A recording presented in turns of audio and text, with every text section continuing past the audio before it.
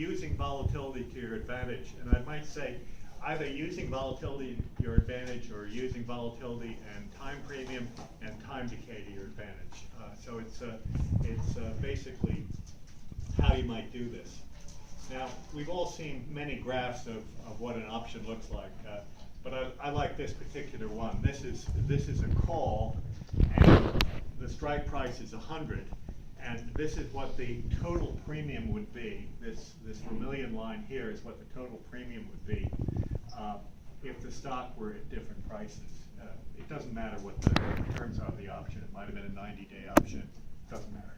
So basically, there that is. Now, if you take this orange line and just bend it down like that and get it down there, what you have is this difference between the two still, and that's the time premium of the option. So as you probably already know, every option has either intrinsic value or it doesn't, but it's going to have some time premium. The time premium is based on a combination of how much time there is to go, how much volatility there is in the stock, and how close you are to the at-the-money strike price. And then just flipping this around this way, you see that this is the same analysis, same basic terms, except for this is a put.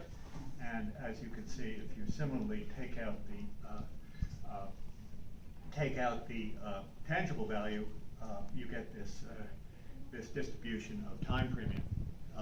Will we be able to give these guys these slides? Sure. I actually made a PDF version. No, you can.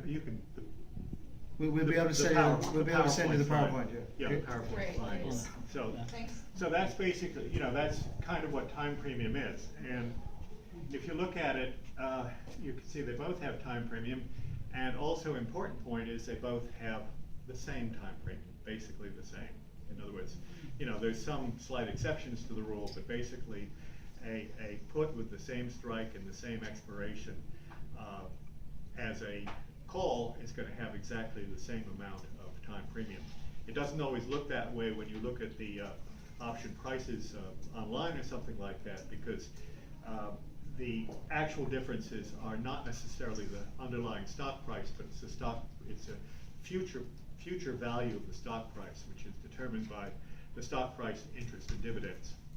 These days there isn't a lot of difference, but sometimes there can be if it's a very high or low dividend paying stock, or in some other things.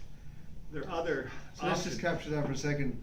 So what Lawrence is saying there, we're in a very low interest rate environment at the moment. And so when interest rates rise, as James many times teaches us in his advance, when interest rates go up, premium goes up. That's correct, yes. So we're making good money in a low interest environment. When interest, we'll be making more money. And when the market does correct, the volatility goes up, you guys will be making even more money. Yeah, actually, it's when interest rates go up, call premiums go up. Yes. They go up, and put premiums go down slightly. Yes. And that's basically because of the future delivery price of those calls. So that's an important factor. And does anybody trade the VIX here?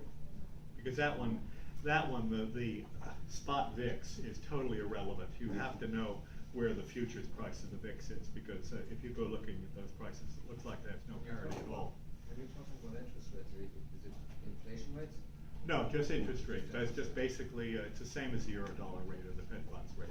It's a risk-free interest rate that's traded in interbank. And of course, these days it's like 25 basis points. So it's real cheap. The world has changed a lot. These days, the dividend is often higher than the interest rate, so you kind of have a different dynamic there. So that's basically that. And there's what I would call parity between puts and calls.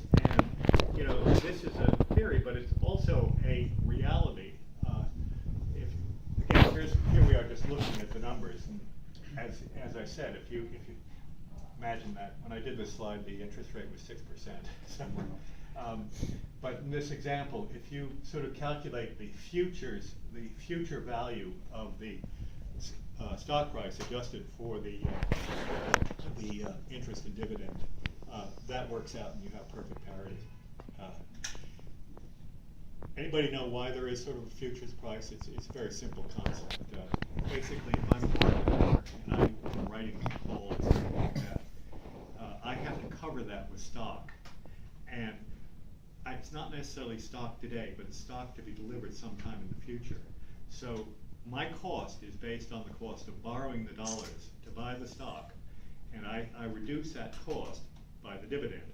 So that cost for the future delivery date is what determines the so-called futures delivery price of an option. It's basically if you look at currency, so-called currency futures or currency forward contracts, it's that you get an idea of what these prices are like, or even stock single stock futures which trade. So that's an example there, and there's a whole list of